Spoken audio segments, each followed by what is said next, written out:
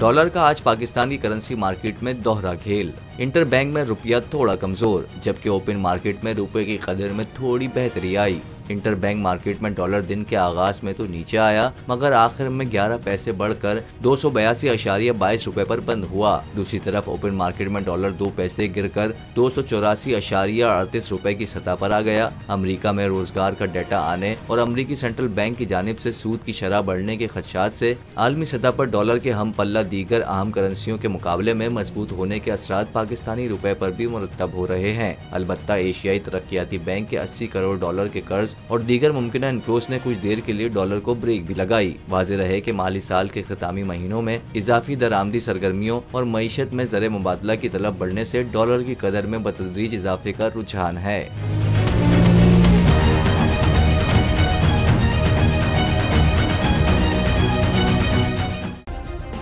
Subscribe करें और bell दबाएं ताकि कोई खबर रह न जाए।